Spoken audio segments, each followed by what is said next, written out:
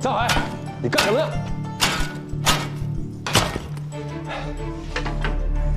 大人，您不是让我解决先帝血灵一事吗？大人，请看。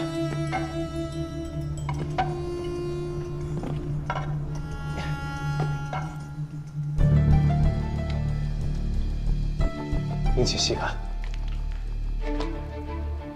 哪来这么多水啊？先帝棺椁位移一事，便是地水所致。地水如潮汐一样，夜长日落，而打造先帝的棺椁所用的金丝楠木，便是最为极品的软木，遇水则浮。水若够高，棺椁便会脱离龙山石，在寝殿里来回飘动。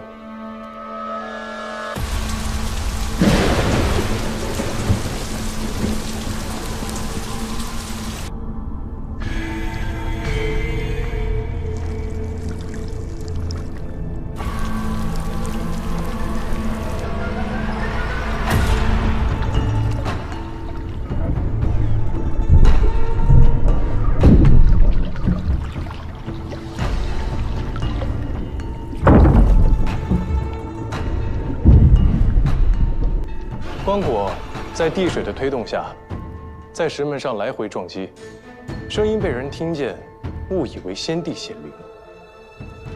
白天雨停，地水回落，这寝殿里剩余的积水，便从木门的缝隙中慢慢流向前殿而消散，最后，这棺椁自然就堵在了这里。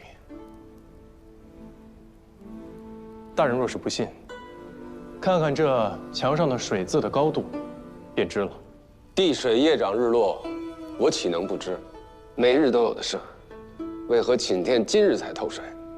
大人难道不知道5年前幽河改道，便是从皇陵附近经过？白天还好说，一到了晚上，幽河上涨，再加上先帝的灵血位于皇陵的最深处，一旦遇上连日暴雨，便会岌岌可危。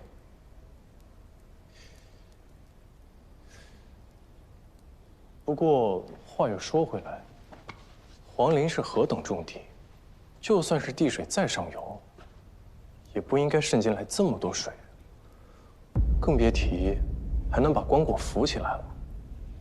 难不成皇陵在幽河改道之后，根本就没有增加防水的工序？你这是什么意思？哦，楚大人，既封我为青天剑左灵台博士，我只是在想，皇陵应该如何修葺？那你想好了吗？幽河改道导致地水泛滥，已无可避免。眼下能做的，只能是将缺少的防水工序重新补回去。好，就依你说的办，该怎么修就怎么修。你们听好了，以后要听藏大人的吩咐。是。藏海，好好干，皇陵修好了，自有你的好去处。谢大人。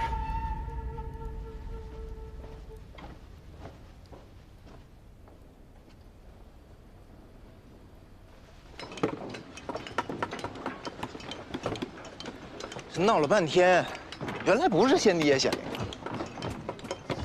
人死如灯灭，魂魄之说，不过是安慰后人的话罢了。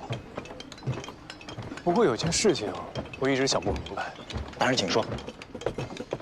每次地水上涌之后，这地上应该有水的痕迹。按理说这件事情应该时常发生，但从来没有人想过是因为地下水所致吗？倒也不是没人提过，只是楚大人他不信罢了，而且将那人狠狠地责罚了一顿。就这个人，季群，季群，快来见过藏大人。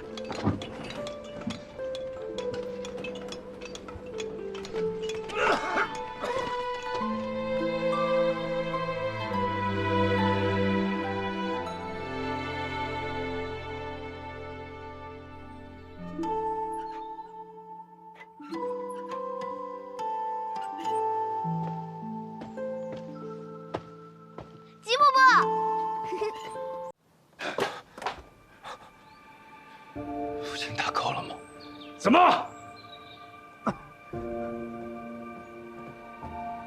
我既许诺，便不能背信誓言。站住！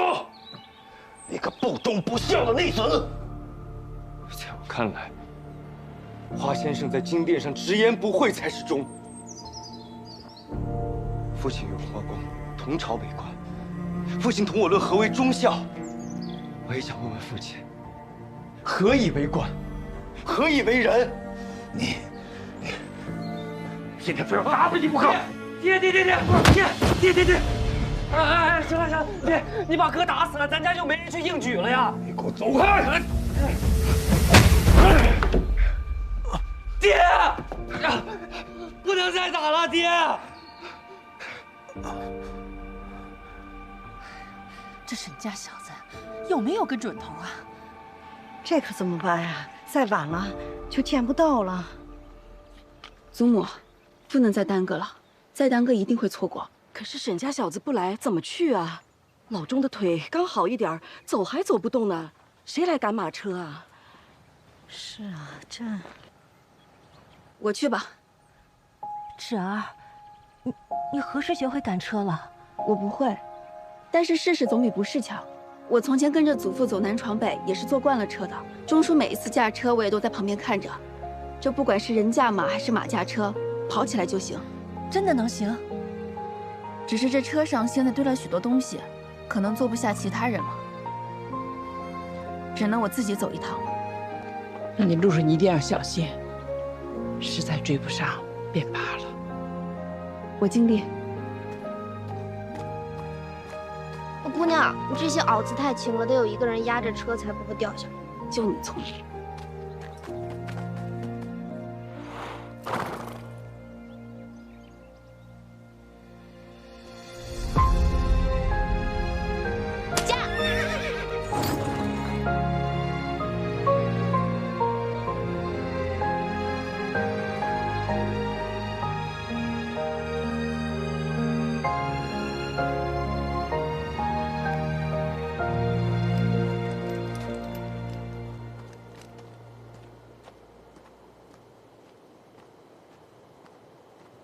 走吧，就算忘穿城门，也没人敢来这儿。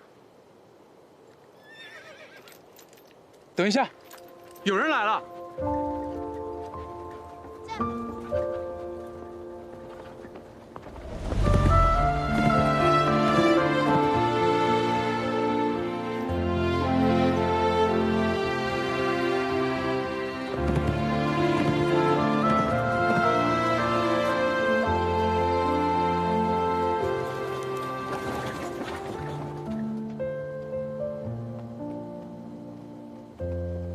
显贤就没赶上了。你是花家的？一点心意，喝个茶。我同家里人说几句话。得，今儿我算是看着西西景了，一个小娘子跑这儿来送人。继续吧。你怎么来了？他们呢？赶车的老周呢？钟叔近日腿脚不太好，这车太颠簸，我就替祖母他们来了。祖父，这北地不比南方，家里准备了些棉衣。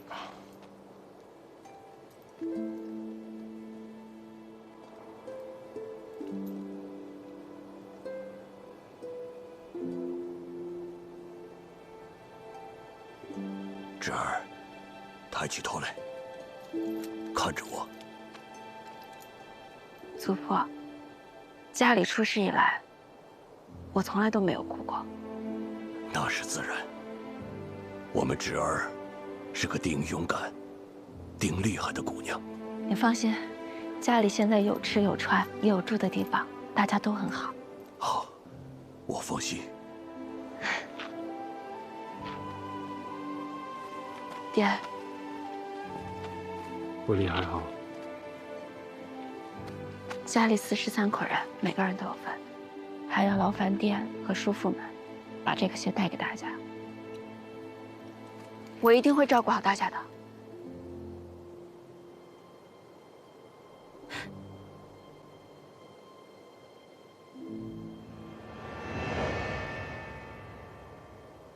那女子是什么人？怀疑症的孙女儿，先前同沈家议过亲的那个。孙女儿，哼，倒比那老匹夫有趣些。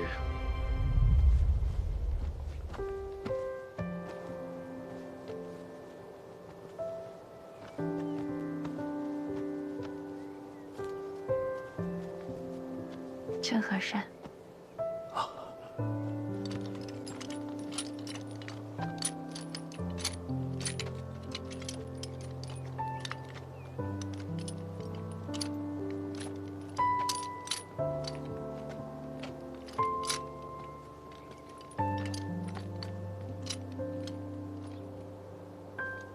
罗宇，你娘还给你带鞋了呢，来，我给你穿上。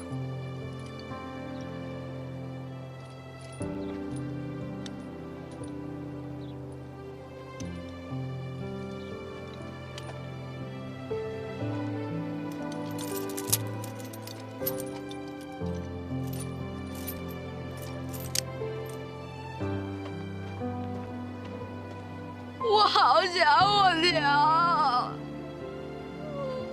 好想我罗宇，娘。你娘也想你，但你现在是个小男子汉了，她要是知道你哭鼻子，该担心了。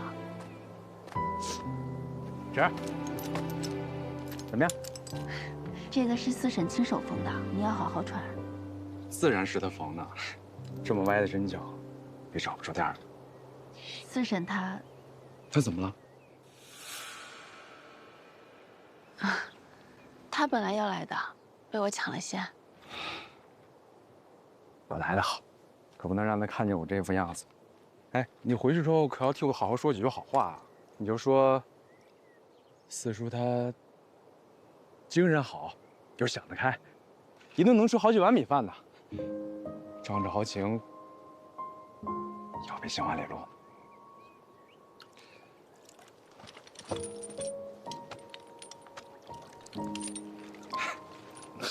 哎，酸的我眼泪都快出来了。四叔坐。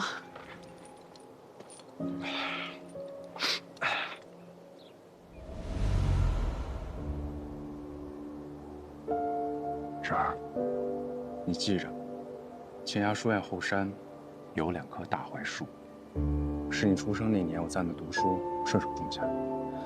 我走之后，记得常去浇浇水，松松土。记住了。四叔，这次这案子是谁办的？季秀司吗？襄王员工监理大理寺，季秀司找回家之后，我们就落在襄王手里了。畜生！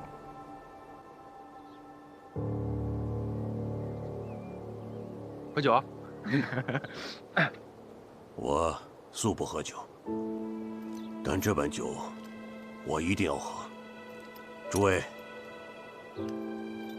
西出阳关无故人。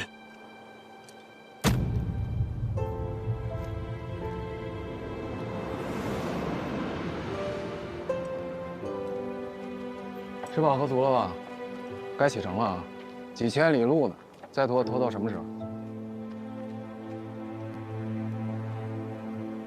大家放心，家里我会照顾好的，弟弟妹妹们、婶娘们，我都会照顾好的。祖父可还有什么事情要交代，侄儿一定办到。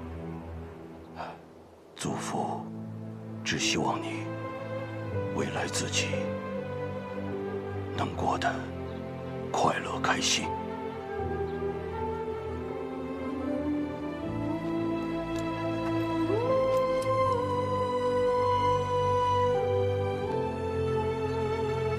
走了，走了，走了。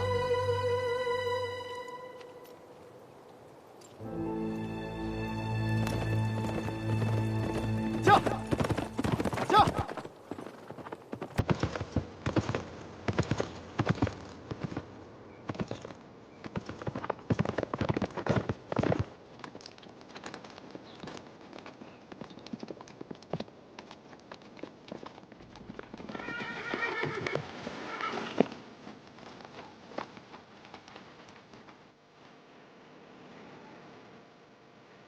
这季秀司人过来做什么？案子不是早就转过大理寺了？打头的那个，竟然是七秀司使。你要做什么？破开他。是，不许碰他。你是来找我的吧？没错，还请发公介说话。侄儿，快坐，我没事。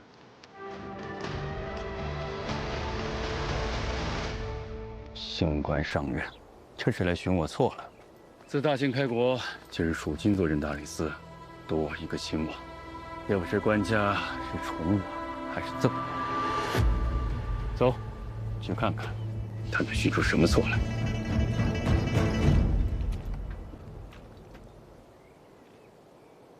司使有何事？花公可还记得，当年上元节灵王府那场大火？记得又如何呢？花公曾前来辞行，身边跟着个7、8岁的孩子，是晚辈，还是童仆？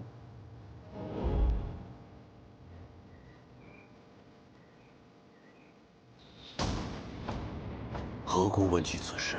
关乎一桩旧案。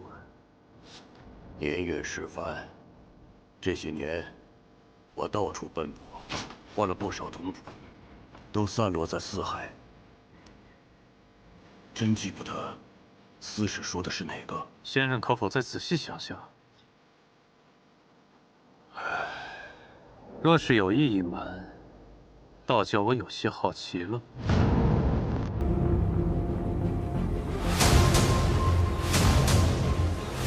司使，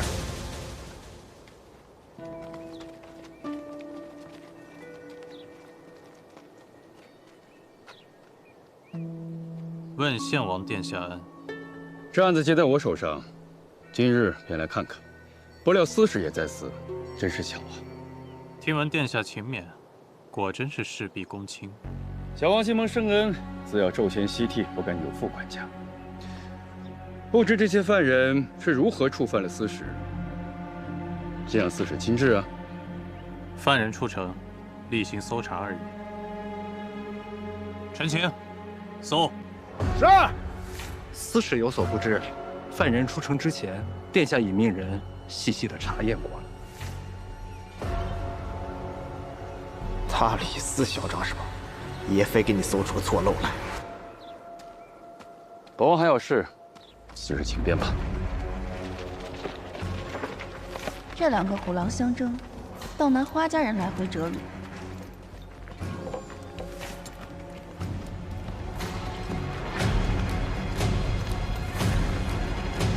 好，有东西。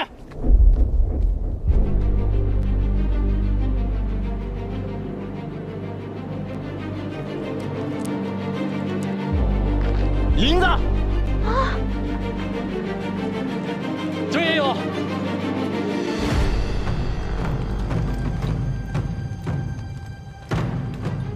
先王殿下恕罪，我等视察，自愿领吧。这就是殿下所谓细细查验过了。这怎么回事啊？将这2人给我拿下！是。哎，姑娘，这些民衣是我带来的，他们不知情。民女有罪，不敢欺瞒殿下。司使可听见了吧？竟是位莽撞的小娘子。说起来，我与司使今日的误会，好像是一段风流佳话了。殿下请便。殿下，这小女子该如何处置？她有什么大忌，别拿来问我。是。将这刁女子押回衙门，打10个几杖，放了。是。不行！这银子是我的，你们不要牵走他！放开他！放开他！侄儿，侄儿，放开他！侄儿，放开他！慢着。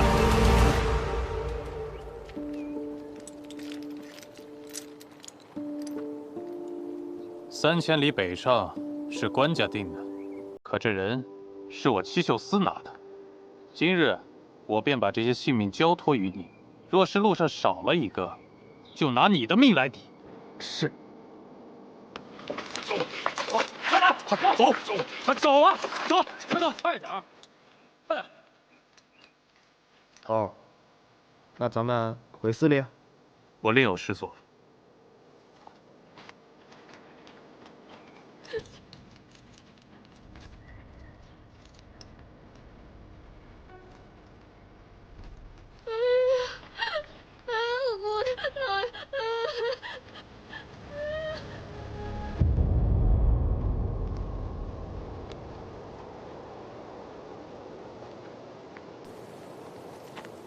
爹，刚才若不是纸丫头站出来说这10几仗，恐怕大哥他们会有性命之虞。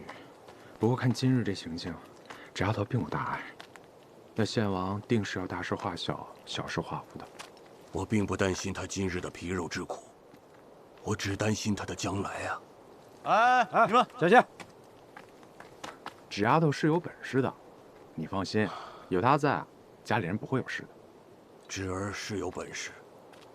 正因为他有本事、有胆识，做起事来会把自己逼到刀尖上。画家已经绑不住他了，只愿苍天待他不薄，从今往后，叫他逢凶化吉，欢乐美满。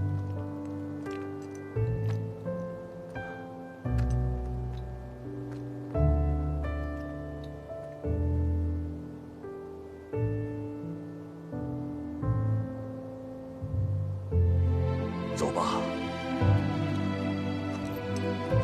，3000里路不好走啊。纸儿都不怕，咱怕什么呀？前途尚有关山万里，痛快！君不见，夸父逐日窥于渊，跳亮北海超昆仑，披霄绝汉出汉莽，撇列左右移星辰。怎么只有你一个回来？纸丫头呢？那天叉子忽然来搜身，我不知道怎么的，我看见从大老爷、二老爷袍子里搜出了夹带的银子。天杀的！他们是有心栽赃我们吗？家里穷的连蛆都不生一只，哪还有银子往袍子里塞啊？三夫人，我看得分明，那钱真的是从袄子里掉出来的。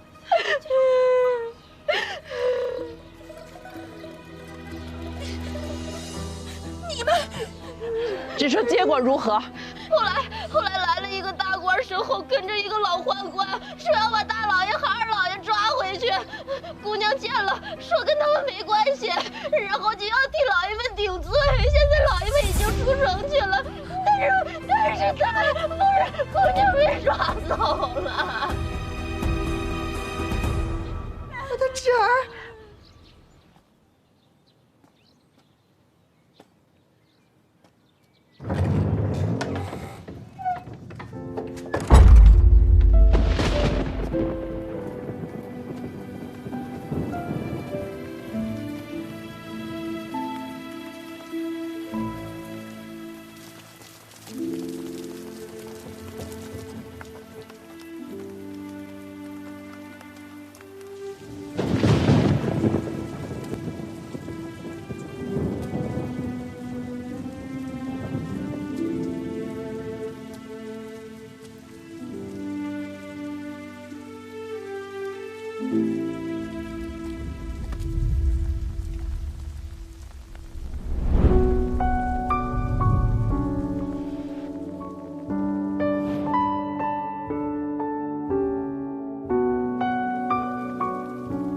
是你啊。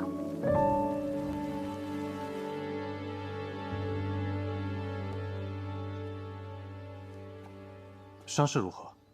病人是你家娘子？是，先生放手医治便是。这便好说了。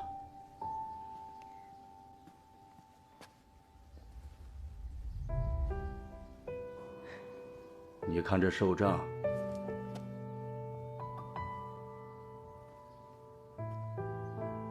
你二人不是夫妻？虽有婚约，尚未过门。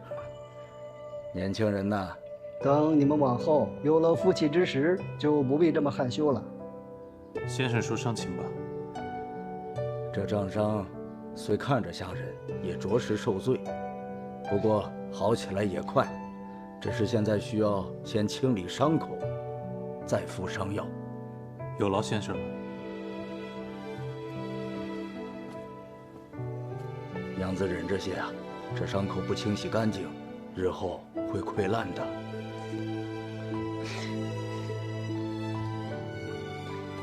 哎，别扯，别扯。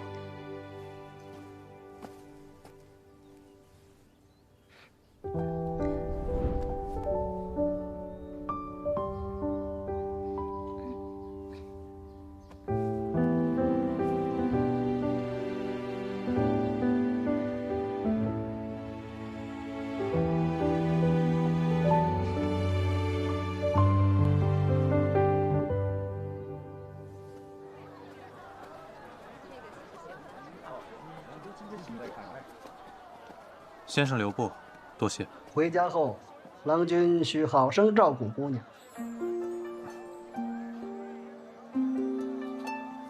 若是陌生男女问诊，怕有不便，这才撒了个谎，见谅。明白。那日过后，七秀司有没有再为难你？没有。我还以为你回北地了。我在皇都寻了份差事，不回去了。在北地待久了，在京里待着，会不会觉得闷？说出来不怕你笑话。刚回来那几天，我感觉连气都喘不上，处处被拘束着，就像被关在笼子里。那现在呢？现在习惯了。我刚才看你从衙门里出来，可是遇到什么难事了？事路多艰，看来我们运气都不好。你若是想回去的话，我可以送你一程，就当报答当日搭救之恩了。不必客气。我只是想随便走走。那刚好，我近来无事，可以陪你随意走走。你受了伤不方便，上马吧。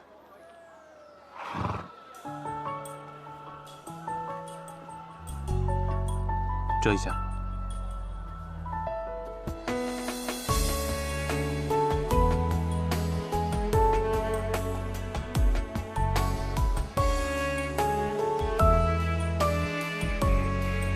你怕是遇到难事了，却不是衙门里的事情。何以见得？受了伤不回家，却来山里，难道是要来自寻短见？也不是什么难事，只是有些累了，走不动了。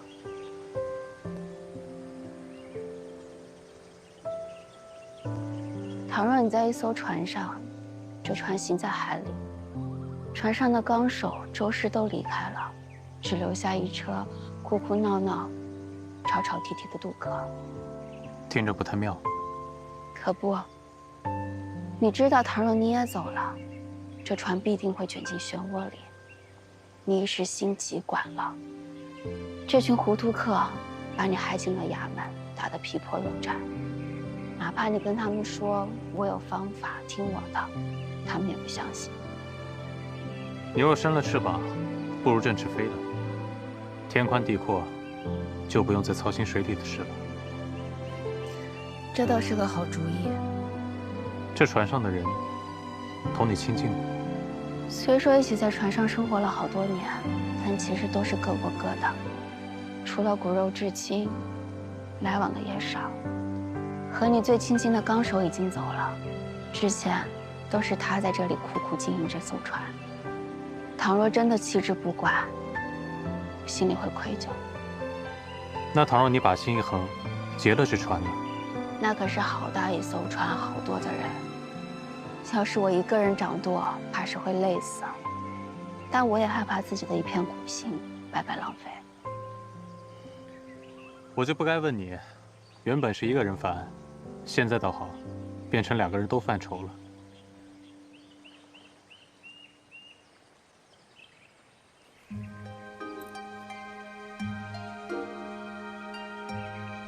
要是这么犯难，不如志同钱吧。这世上千难万险，能用钱解者十之八九。你带刀了吗？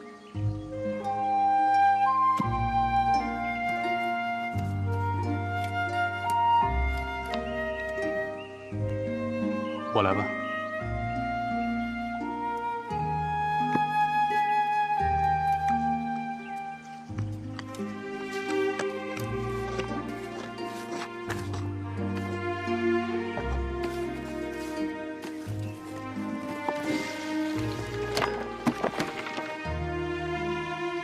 酒。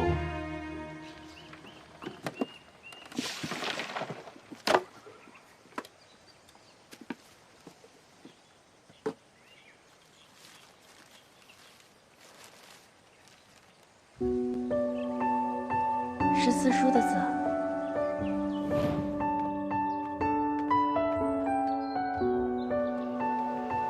成明2年冬，长兄平与得女，眼明如秋水，玉雪殊可爱。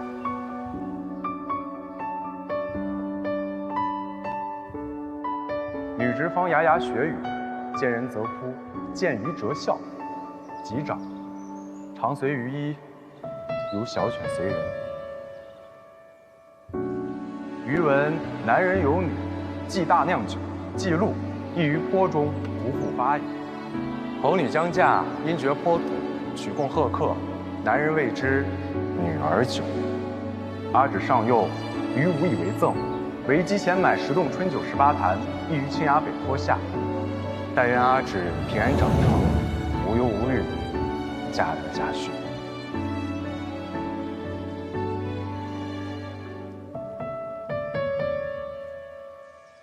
这些酒已经埋了15年了，才想起来家里人买了几坛酒，挖来看看。只是看看。我想把这些酒给带走，郎君可否帮我？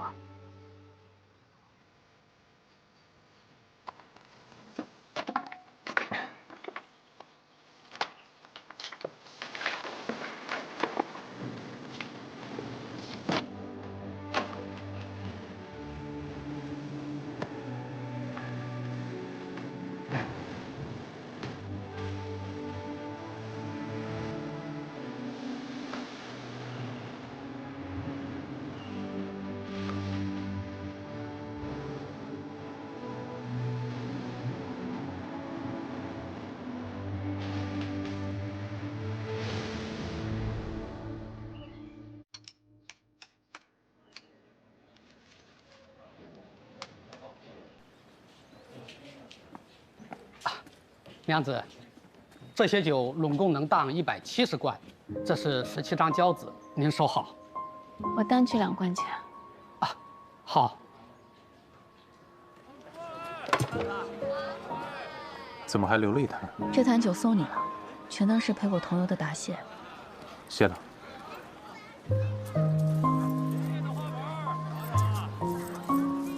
这又是？总不能叫你白白出力气吧？你刚归京不久，生计不易，你就不要推辞了。你人还怪好的。你就不要打趣我了，还要劳烦你把这车还回去。那你呢？我就先回去了。天不早了，坐车回吧。不了。花府查封多日，你现在没了住处，身上又是钱又是伤，怎么回去啊？你怎么知道？花相公获罪，举臣皆知。初见的时候我就知道你是谁。上车。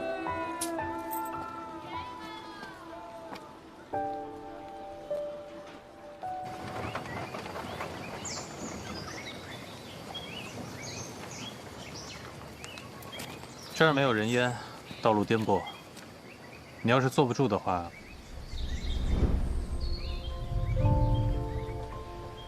就算有人看见，我也实在是撑不住了。再坐一会儿，恐怕要栽下车去。这里也没有树可以靠，只好借一下你的肩膀。对不住了。这些是你陪嫁的酒吧，都给当了，以后你怎么嫁人？送了你那么一大坛，都堵不住你的嘴啊。那你怎么就这么放心，让我来帮你挖这个酒？不放心也没有办法，家中尽是妇孺，没有一个能出力气的。别说是搬酒坛了，纵然是挖，也挖不了几寸。便是有，我也不敢让他们知晓。知晓会如何？一来家中人多口杂，立刻会走漏风声；二来这些钱到了他们手里，不知道会使到哪儿去。无功倒还好，要是再闯下祸，我可遭不起第2次罪。多奇怪啊！家里这么多人，竟不如你这个生人来的可靠。你就不怕我谋财害命？这些酒可值不少钱。便是不找你帮忙，我也会去雇几个力妇，还不见得有你可靠。方才我从衙门出来，满身血腥晦气，也只有你停步问我。我还是头一次知道，自己原来是个大好人，就是蠢了一点，被人骗来做了苦力。其实，可以先不急着做决定，给自己还有亲眷们一点时间。有时候越是亲近的人，隔阂反而越深，就像隔了层纸，非等纸破了，才能看到彼此的真心。为何忽然这么说？我生平最后悔的事情，便是年少时疏远了至亲的人。那是谁啊？我母亲。这是我们第2次见面了，还不知道怎么称呼你。我姓燕，单名一个西字。燕西，今天谢谢你，我睡一会儿。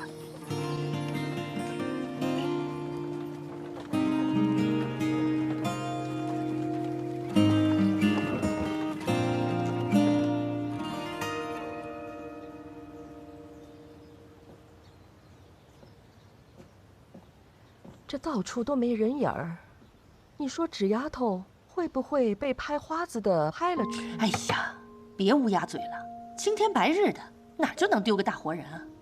要不明日去城里人牙子那儿问问消息？我现在就去。哎呀，别！大夫人，大夫人，你去哪儿啊？都这么晚了，这会儿倒有力气了，当初就不应该费劲缝进去。三嫂，你这话是什么意思啊？当初我们也没坏心啊。哼，早先老夫人叫交钱，我是喊得嗓子都哑了，也没喊出你们兜里那仨瓜俩枣啊。现在可好了，都便宜衙役了。当初要是交出去，也不过是便宜了茬子，我看也没什么分别。哎呀，你有能耐，你倒来管家呀，成天绕着孩子打什么转？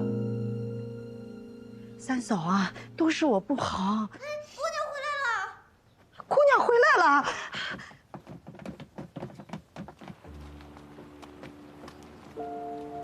芷儿，芷儿，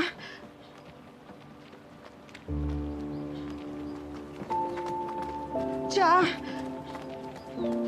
芷儿，感谢苍天，你总算是平安回来了。我被衙门打了10几仗，算不得十分平安。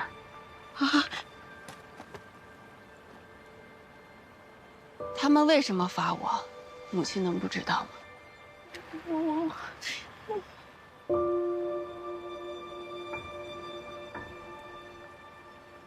都到这个时候了，还是不愿意跟我说实话吗？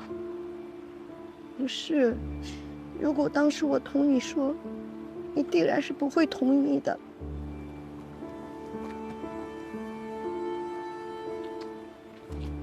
他向来是个没主意的人，儿婶，这都是你的想法吧？大姑娘，又何必这么说呢？若你嫁了人，也会心疼爷们儿的。只是你们全然不知什么叫做流放，什么叫做北定。出了城，过了关，一到昆山尽是土匪，几个大钱就能要一条人命。你们都以为那是保命钱，那是夺命钱。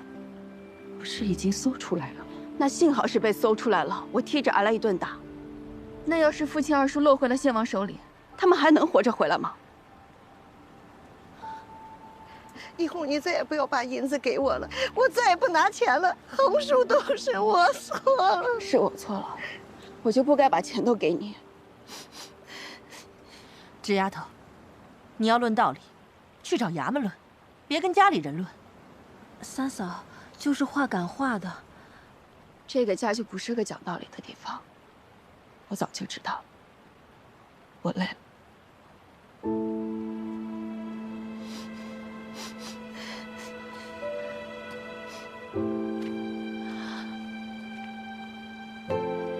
哎，你这丫头伤成这样，你要去哪儿啊？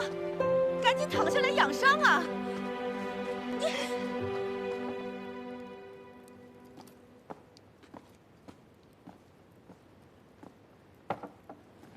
涛儿，你回来了，老远就闻见酒香了。眼睛贼得很嘛，这么小的碎银缝在袄子里都能找到。那可不，咱从小就生了一副好眼睛。眼睛这么好，不用可惜了，送你个好差事。哎呦，那谢头。从明天起，不用在司里卯着了，给我换班盯着花家。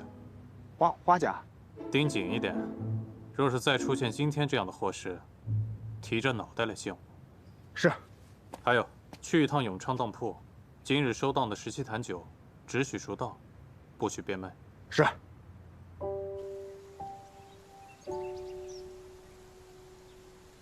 四婶，你愿不愿意同我一块儿走，单独过火去？咱们还得带上包下塔嘛，免得被三夫人发卖了。怎么突然说这些啊？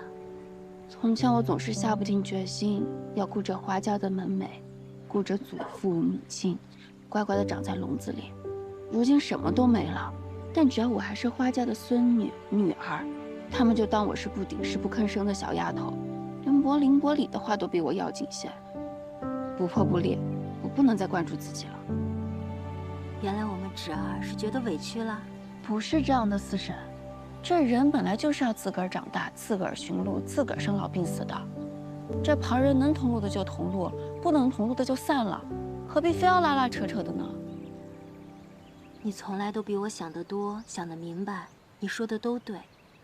可方才三夫人有一句话，家里不是论理的地方。你才刚回来，不知道这一日家里都闹成什么样了。老夫人因着你的事儿，豁出脸去叫苏嬷嬷进城去托人。老夫人说。 已经到这田地了，除了人再不剩什么。说是一屋子长辈，连个小孩子都保不住，就白活了。不能为了爷儿们把你一个小丫头给搭进去。你看看这会儿，你是不是就比爷儿们紧要多了？我再同你讲，苏嬷嬷带去疏通的钱，都是三嫂掏的，旁人也真是一文都没有了。 三嫂卖了玉珠，又心疼又同自己怄气，夜里还偷偷掉眼泪，剩下一点钱都想拿来救你。他拿了多少钱，我都可以还给他。你个死心眼儿，这哪里是钱的事儿呀？我再同你讲，一早报夏回来报了信儿，大夫人你是知道的，两脚没沾过泥，出了门连南北都分不清，更没同生人说过话。我都没想到。 他真能摸到衙门去，吓得哆哆嗦嗦问你的去向，又一路哭着回来，脚都走肿了，说你从衙门出来就没了踪影。钟叔站都站不起来，拄着棍子就要去寻你，大家伙都急坏了，上上下下都进城去寻你，家里只留下我照顾老夫人。他们都去了，那不然呢？ 你是自家人，难道丢下你不管？三嫂把丫鬟们都带走了，二嫂数年如一日，天不亮就压着薄里去读书。今日啊，连这功课都舍下了，晕头晕脑跟着去寻你。秦姨娘最好笑了，要去庙里问卜，病急乱投医，拜了个送子娘娘庙，被三嫂啊一顿数落。没有人告诉我这些。 他们都是长辈，为小辈奔忙是应当的。若拿到你面前邀功，那多没脸面呀！三嫂那样的人，这辈子哪儿低过头呀？所以啊，我只想叫你知道，你想的都没错。可一家人过日子，有时真没什么道理可言。他们都是内宅女眷，是没什么本事，但独个儿遇到事儿了，回过头来，至少有人在家等着你。 替你着过急，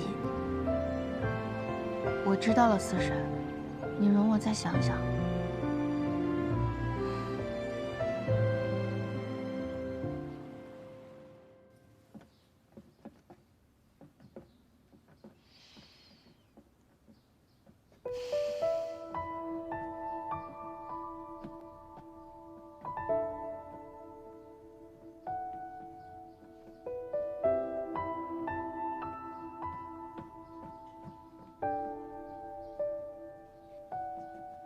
这哪来这么多被子？给你你就躺下，问这么多干嘛？我不要，拿走吧。别乱动。小小年纪就这么不听话，板子打在身上血淋淋的，就敢往稻草上睡，寒气入了肺腑，就别想好了。芷儿，就听你三婶的吧，这些日子行住坐卧你要注意一些。我跟你二婶睡一起，挤一挤还暖。那柏林呢？李哥可以同柏林一同睡，都这么大了，也该封床了。对，我俩挤着，一点都不冷。直姐姐，你快趴下吧，你这伤我看着都疼，后天后些怎么睡得着？我跟姨娘一块睡，不冷的。是啊，这姑娘安心睡就是了。你就睡下吧，等你伤好了，把被子洗干净还回来便是。